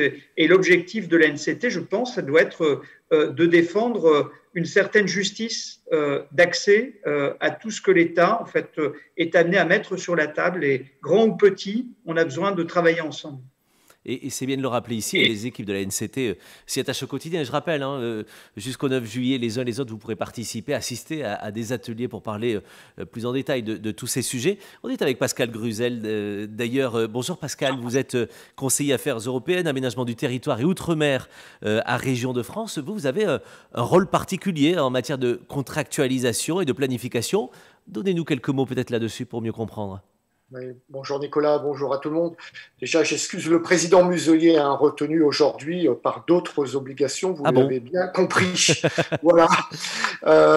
Donc, il m'a demandé de participer. Alors, vous dire simplement très rapidement, évidemment, les régions ont un rôle majeur en termes de planification, comme vous le savez, notamment depuis la loi NOTRe. Les régions pilotent aujourd'hui, en tout cas dans l'Hexagone, ce qu'on appelle le SRADET, le schéma stratégique pour le schéma stratégique au niveau régional d'aménagement, développement et d'équilibre du territoire. Donc c'est un schéma particulièrement important, bien évidemment, aujourd'hui. C'est un schéma qui est, je dirais, multidimensionnel. Et puis, bien évidemment, c'est un schéma stratégique parce que le SRADET va être à la base à la fois de la contractualisation État-région, mais aussi à la base de la programmation des fonds européens, notamment au titre de la politique de cohésion. Et bien évidemment, comme vous le savez, le SRADET va être aussi à la base des politiques contractuelles des régions. Oui. Les régions ont toutes développé depuis de nombreuses années des politiques contractuelles avec ce qu'on appelle les territoires de projet. Donc on a vraiment un rôle, je dirais, un petit peu de clé de voûte, un rôle stratégique aujourd'hui dans l'organisation de cette planification stratégique, et donc de la contractualisation qui en découle, et donc de l'accompagnement des collectivités locales, notamment en matière d'ingénierie de projet. D'accord. Et justement, dans votre action, vous contribuez, vous, à la mise en œuvre de projets pour les collectivités, mais quelle que soit leur taille, finalement, vous ne faites pas de distinction entre les tailles des collectivités ? Alors, globalement, non, il n'y a pas de politique, je dirais, discriminatoire en termes de taille. Hein, je rappelle simplement que en termes de soutien à l'ingénierie, les régions, elles interviennent globalement via trois dimensions. D'abord, au travers des agences de développement mises en place par les régions. Hein, donc, toutes les régions ont mis en place des agences de développement, comme vous le savez. Donc là, dans les agences, il y a quand même d'abord et avant tout, je dirais, de l'ingénierie à disposition des territoires. Comme vous le savez aussi, il y a des régions qui interviennent via des SEM d'aménagement, là aussi, où est mis à disposition, je dirais, de l'ingénierie au profit des collectivités locales. Je rappelle aussi que les régions interviennent dans l'appui d'un certain nombre de ressources et dans l'appui et le fonctionnement d'un certain nombre de ressources, je dirais, et pas seulement en matière de politique de la ville. Donc ça, c'est le premier aspect, donc je dirais, de l'intervention des régions. Le deuxième aspect, c'est, je dirais, celui un petit peu de la déconcentration des services des régions au plus près des terrains, au plus près du terrain. Je rappelle simplement que depuis la fusion des régions, beaucoup de régions se sont lancées dans la création et le déploiement de ce qu'on appelle les maisons de région, et donc essayer de rapprocher au plus près du terrain, au plus près des besoins de terrain, je dirais, je dirais des moyens humains, bien évidemment, qui sont d'abord et avant tout des moyens humains consacrés à l'ingénierie de projets, donc un certain nombre de chargés de mission qui ont pour objectif d'aider les élus locaux à monter les projets. Et puis, je rappelle aussi un troisième type d'intervention des régions en matière de soutien à l'ingénierie, concrètement, c'est qu'il y a encore beaucoup de régions qui accompagnent financièrement, je dis bien qui accompagnent financièrement, donc l'ingénierie portée par un certain nombre de territoires de projets, notamment PI et PETR. Voilà. Donc on voit bien que les régions sont présentes, elles sont présentes d'ailleurs en complément de ce que font notamment les départements. On voit bien qu'il y a un complément, mais en tout cas, elles sont présentes, elles sont conscientes, bien évidemment, qu'il n'y a pas de projet, il n'y a pas de portage de projet sans, je dirais, ingénierie, et les régions sont parfaitement conscientes qu'un certain nombre de territoires ne disposent pas toujours de l'ingénierie suffisante pour monter les projets. Voilà. Donc, on l'entend d'ailleurs collectivement dans tout ce que vous nous dites, finalement, la mobilisation et la complémentarité des aides et des actions. C'est d'ailleurs là qu'intervient aussi la NCT, parce que finalement la NCT intervient comme un levier d'action pour les territoires, mais il y a des attentes des élus. Vous avez commencé à nous en parler les uns et les autres depuis le début de ce rendez-vous. D'ailleurs, moi j'ai une question à vous poser les uns et les autres, et je vais vous inviter à aller sur cette plateforme Webikeo pour que vous puissiez répondre d'ailleurs à ma question, à ce sondage.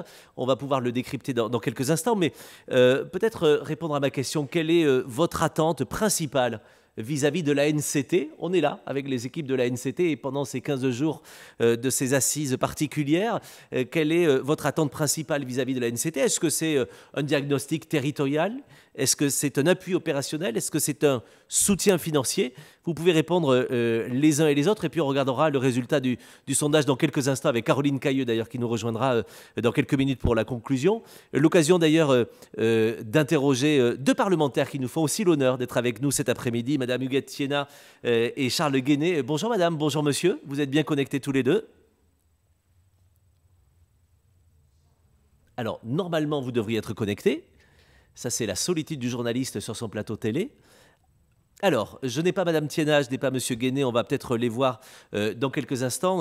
Je vais retrouver peut-être Philippe Erscu à nos côtés, directeur délégué de l'ADF, puisque avec vous, Philippe, on a parlé de l'offre d'ingénierie disponible à l'initiative des départements. Peut-être vous pouvez nous parler, vous, de l'articulation avec l'action de la NCT en quelques mots, Philippe? Oui, alors ce qui nous semble important, c'est la complémentarité et la subsidiarité surtout.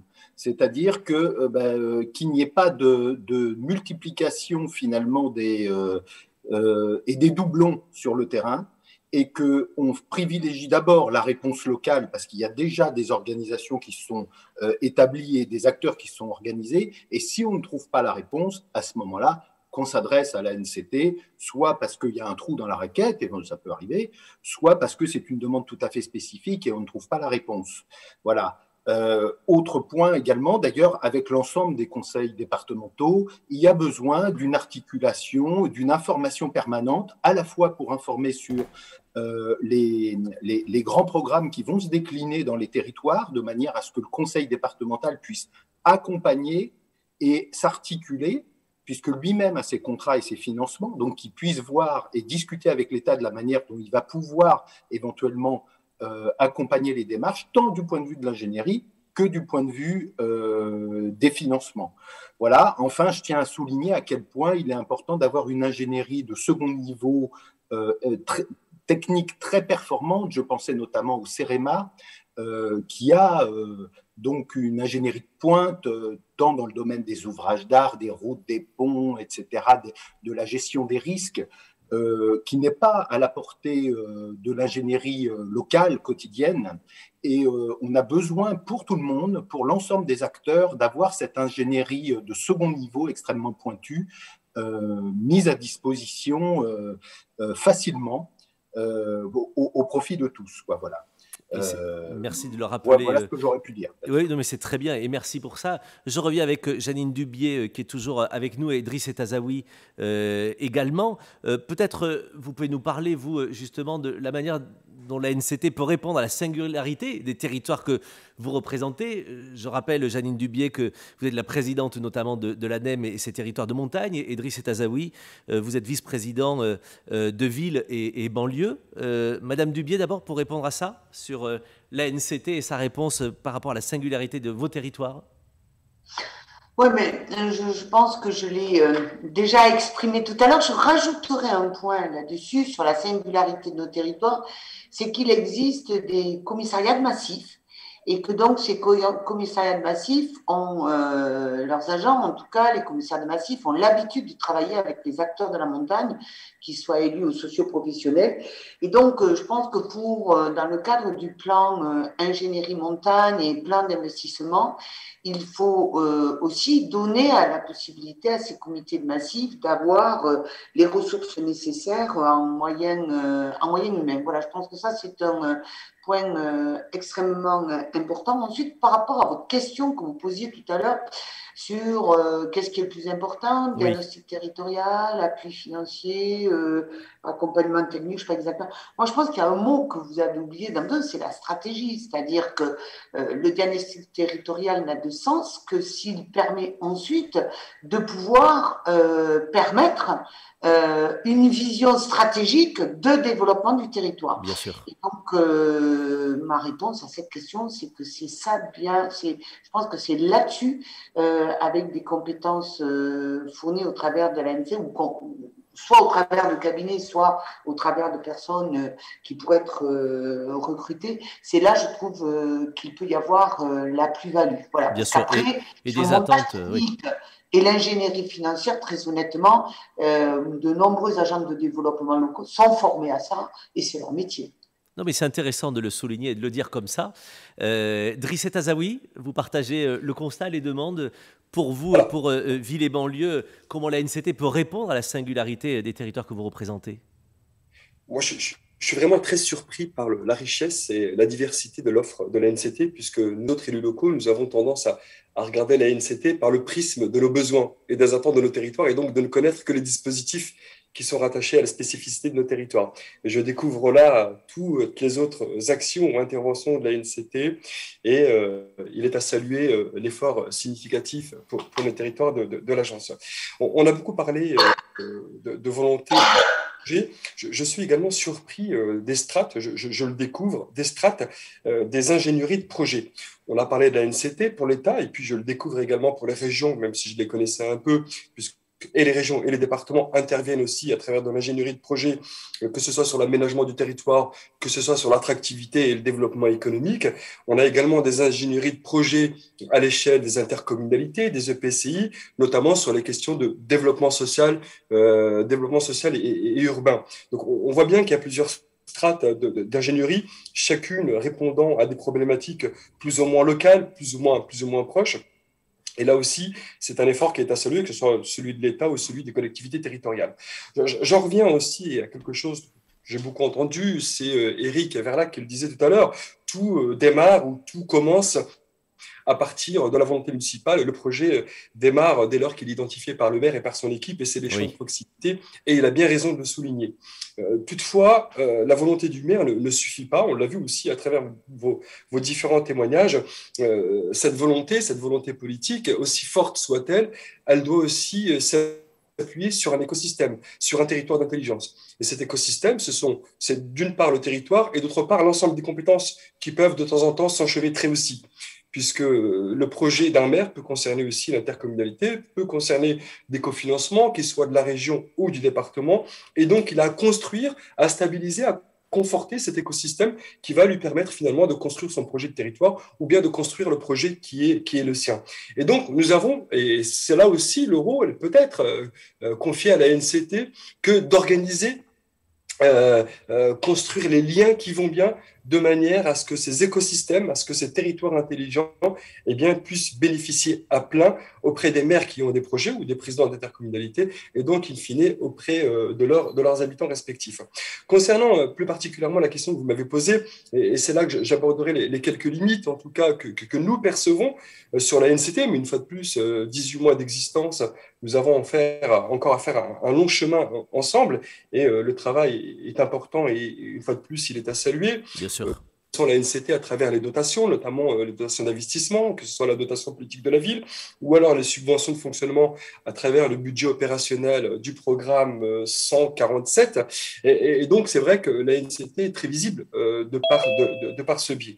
Il y a d'autres sujets sur lesquels nous avons les uns et les autres travaillé, notamment à l'issue du scrutin des élections régionales et départementales. On voit bien à quel point est-ce que la crise démocratique, au regard et considérant l'abstention, est importante, en particulier dans les quartiers prioritaires, où nous atteignons des chiffres d'abstention de l'ordre de 80, 85 et même 90%. Malheureusement, oui. Je vous laisse terminer là-dessus, Driss Etazaoui. J'avais encore tout plein de sujets. Oh, je n'en doute pas. Mais celui du Conseil citoyen est éminemment important. Juste, je termine sur... En quelques mots, s'il vous plaît, oui. Une limite et une proposition. La première limite, c'est l'État local. L'État local, eh bien, il est inégal selon les territoires. Nous avons un État local dans tel ou tel département où est-ce que nous avons un préfet à l'égalité des chances, ou alors nous avons un sous-préfet à la ville, et puis nous avons d'autres territoires malheureusement où est-ce que nous n'avons pas d'interlocuteur ou très peu. Alors même que la NCT, eh bien, le préfet est notre interlocuteur privilégié sur ces questions-là. Et malheureusement, eh bien, la relation avec l'État local peut souvent être un peu, non pas compliquée, mais peut poser des questions et répondre à un certain nombre de réponses. Donc, merci beaucoup, Driss Etazaoui, et pardon parce que la collectivité est importante. Je vous sens passionné et passionnant, d'ailleurs, comme toutes celles et ceux qui vous ont précédé. Et oui, c'est ma frustration tous les jours. Vous savez, je peux vous garder 4 heures chacun. Je ne serai pas rassasié, mais je voudrais juste qu'on soit concis là-dessus. Merci en tout cas, Driss Etazaoui, d'avoir posé la question. Je voudrais qu'on retrouve peut-être Charles Guéné, qui est connecté avec nous. Cette fois, ça a fonctionné. Bonjour, monsieur le sénateur. J'ai pas de chance. Alors, on va voir si Charles Guéné... Ça tombe bien, je vais prendre son temps de parole, Nicolas. Je ne suis pas sûr qu'il vous le donne. On va me dire dans l'oreille si Charles Guéné... Voilà. Est-ce que vous m'avez voilà, monsieur le sénateur, on vous entend, c'est formidable. Bonjour, vous êtes sénateur de Haute-Marne. Vous m'entendez? On vous entend bien. Exactement, on vous entend bien, Charles Guéné. Ok, merci, excusez-moi, mais je vous en prie. On m'avait à Paris et je suis chez moi. Mais c'est très bien, Charles Guéné, et on est bien chez vous puisqu'on est un peu avec vous chez vous en ce moment.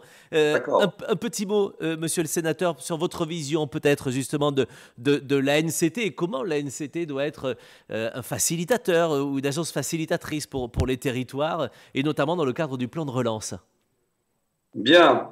Alors, si vous voulez, je vais vous donner un peu de par mon tropisme parlementaire. Pour nous, l'ANCT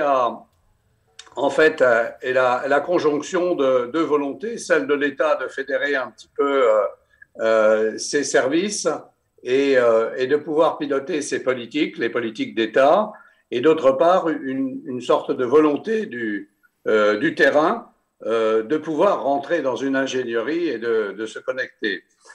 Et quelque part, si vous voulez... l'ANCT, dans son rôle national, je pense, n'a pas de difficulté particulière parce qu'elle a la compétence, elle a effectivement ces organismes comme l'ADEME, le CEREMA, l'ANRU et tout cela. Et je crois que on va dire dans l'élément vertical, il n'y a pas de difficulté. La problématique, d'ailleurs, on l'a entendu parmi les intervenants, elle est comment on peut faire parvenir les besoins du terrain au-dessus. Et je crois que ce qu'on a souhaité, c'est que la NCT soit en mesure, au niveau local, de faire avec les préfets un état des lieux des ingénieries, de façon à ce qu'il n'y ait pas de doublons, mais aussi qu'on puisse répondre aux besoins du terrain, et éventuellement en tenant compte des failles, des spécificités, etc. De mettre, comme cela a été dit, en projet les territoires qui ne le sont pas, parce qu'on a beaucoup de territoires qui n'ont pas les moyens d'avoir de l'ingénierie, etc.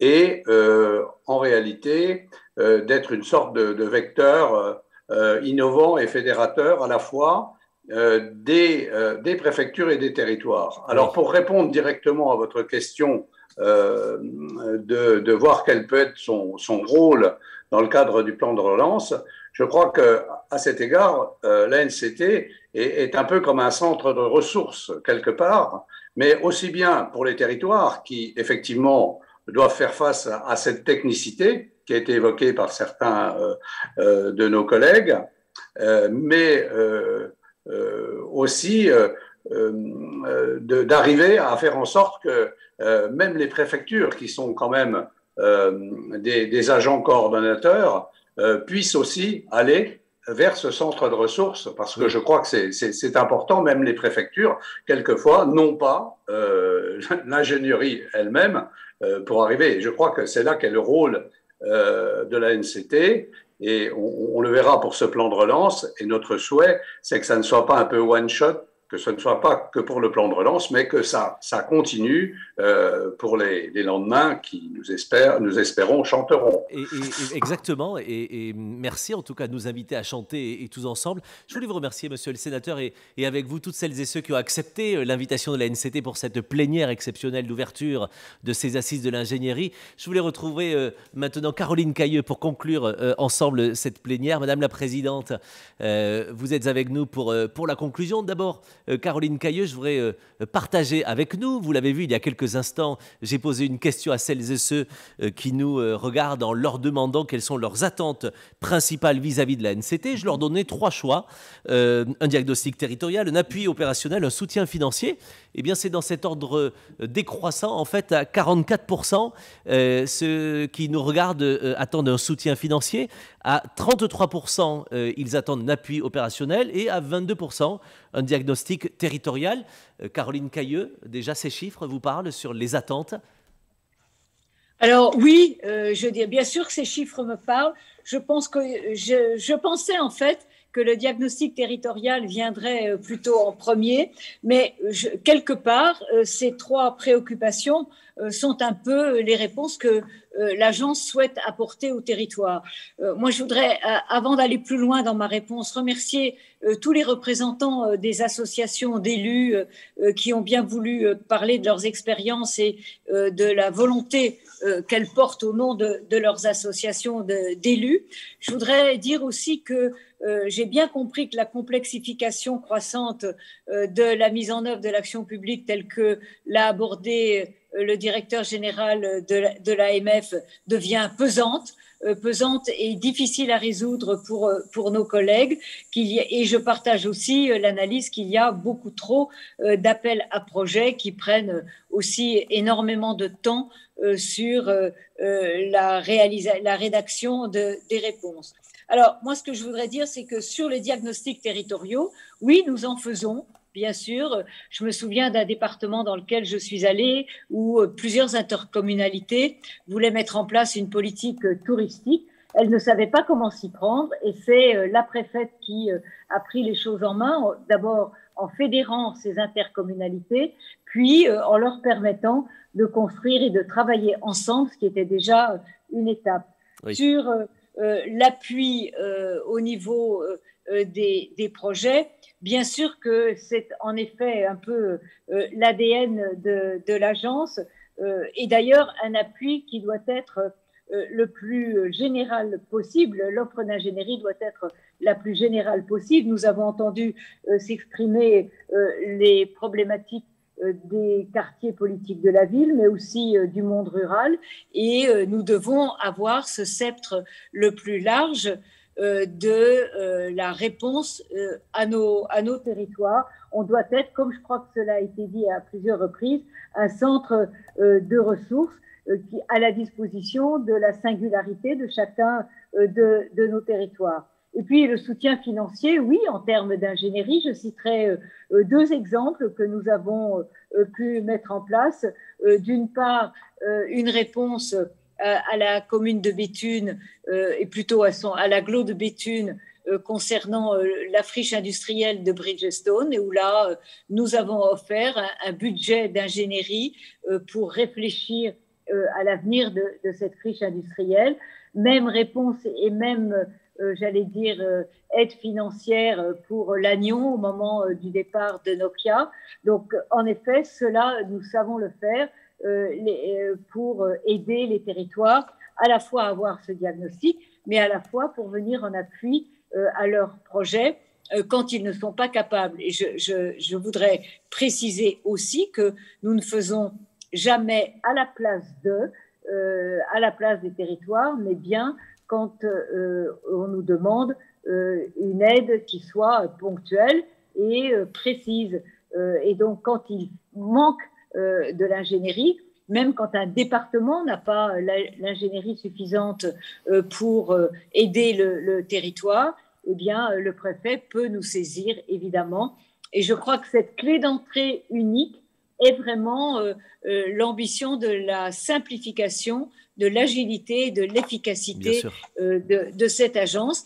Et c'est en effet en allant sur le terrain que je peux à la fois écouter les demandes des élus pour leur territoire, mais aussi imaginer des solutions qui peuvent être efficaces pour ces territoires. Et c'est ce en quoi, Madame la Présidente, c'est ce en quoi la NCT finalement peut être facilitatrice pour les territoires, et même dans le cadre du plan de relance. Bien sûr, dans le cadre du plan de relance, parce qu'il nous occupe d'une manière urgente aujourd'hui, mais demain, dans le cadre, évidemment, de projets d'intercommunalité ou d'agglomération, puisque même le disait Frédéric Le Turc, France urbaine n'a peut-être pas toujours non plus les outils nécessaires pour la mise en œuvre d'une stratégie, de la stratégie politique des élus. Donc, vraiment, on fait du cousu humain, on répond aux attentes, mais il n'y a pas, j'allais dire, d'une offre descendante jusqu'à la commune, mais bien une offre après étude du dossier de l'intercommunalité et surtout après demande du terrain. Merci beaucoup. Un dernier mot, Madame la Présidente. On lance aujourd'hui avec vous, avec cette plénière, ces assises de l'ingénierie. C'est un joli travail fait par votre équipe au sein de l'agence pour 15 journées d'échange, de partage, vraiment sur des sujets concrets. Votre ambition, finalement, qu'est-ce que vous aimeriez que l'on se dise dans 15 jours, quand on va se retrouver pour la conclusion de ces 15 jours d'échange? Qu'est-ce que vous aimeriez que l'on ait appris ou fait ensemble? Évidemment, je forme le vœu que grâce au talent de tous les chefs de service de cette agence qui sont, j'allais dire, talents qui sont nombreux, qui sont extrêmement compétents dans tous les domaines de responsabilité de l'agence, eh bien, j'espère que dans 15 jours, on dira que, bah oui, l'agence a relevé le défi de l'efficacité, de l'agilité et de la compétence au service des territoires, et que grâce à nous, eh bien, nous aurons simplifié la vie de nos territoires en leur apportant les réponses qui vont les faire accélérer dans leur projet de territoire. Et d'ailleurs, c'est l'occasion de rappeler aussi, parce qu'avec modestie, vous ne le dites pas, mais la délégation a été auditée au Sénat, qui a salué l'ANCT justement pour l'efficacité de son action, en estimant qu'elle avait acquis ses lettres de noblesse. C'était important de le dire ici. Eh bien, merci à vous en tout cas. Merci de le souligner. Merci beaucoup, Caroline Cailleux, de nous offrir... Oui, je vous en prie. Un amical à mon ancien ami du Sénat, Charles Guéné, qui a toujours été très vigilant sur le dossier de l'agence, qui nous a tracé un peu quelques lignes et qui nous a invités aussi dans son département. Donc c'est en allant sur le terrain qu'évidemment on est le plus efficace au service de nos territoires. Merci beaucoup à vous, Madame la Présidente, Caroline Cayeux. Merci encore une fois à celles et ceux qui ont accepté votre invitation pour intervenir aujourd'hui, commencer à nous éclairer et lancer officiellement ces assises. Et vous me permettrez, je me prépare à la succession de Michel Drucker. Vous voyez, il y en a pour 50 ans avant qu'il laisse la place. Mais je me prépare à la succession. Donc je voudrais remercier moi les équipes techniques au son, à la lumière, à la vidéo ici. Julie, Théo, enfin toutes les équipes.